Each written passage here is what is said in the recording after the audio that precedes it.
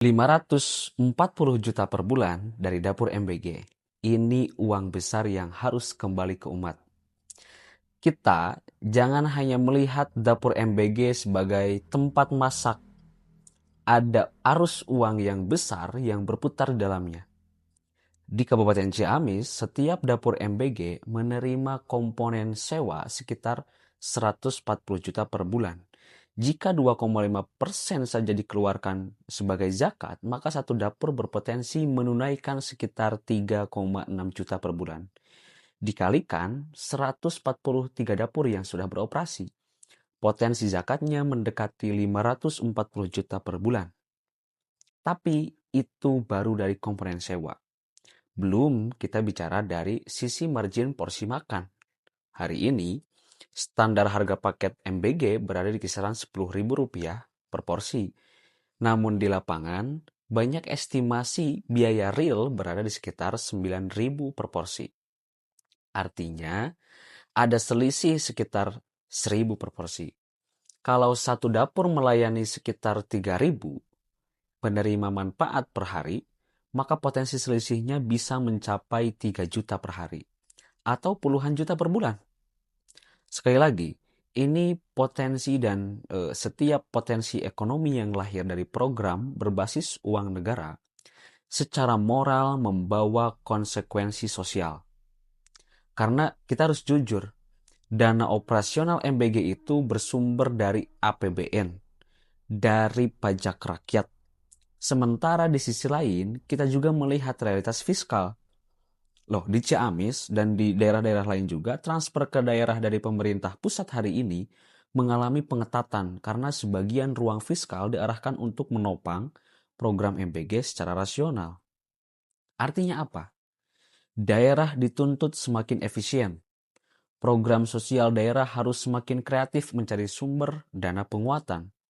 Nah, di titik inilah zakat dari mitra dapur MBG menjadi sangat strategis, saya kira.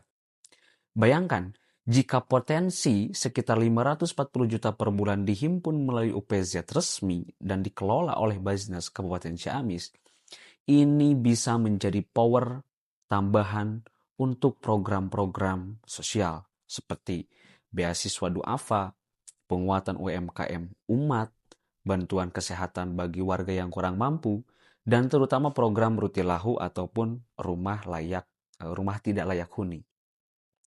Program Rutilahu yang sedang digalakan oleh Bupati Ciamis hari ini juga itu membutuhkan dukungan pembiayaan yang berkelanjutan. Nah, kalau zakat dari ekosistem MBG terintegrasi dengan Basnas, maka apa yang akan terjadi?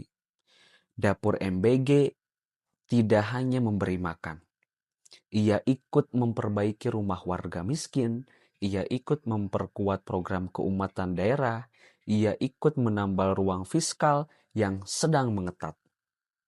Ini sama sekali bukan serangan kepada mitra-mitra BGN.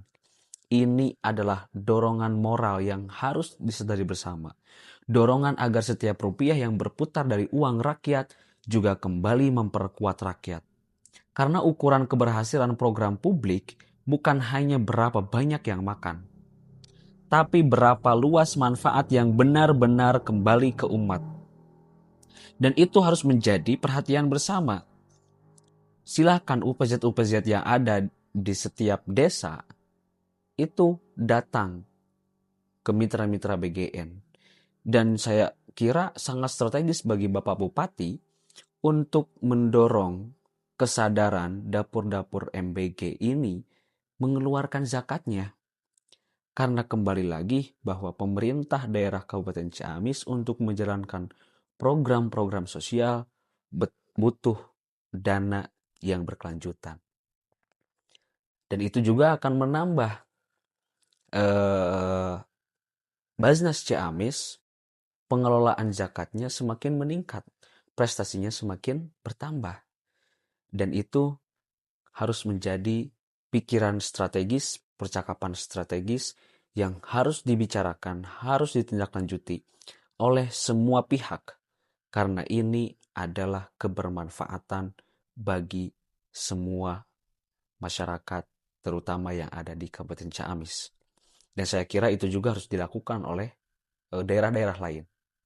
Sekian dari saya. Assalamualaikum warahmatullahi wabarakatuh.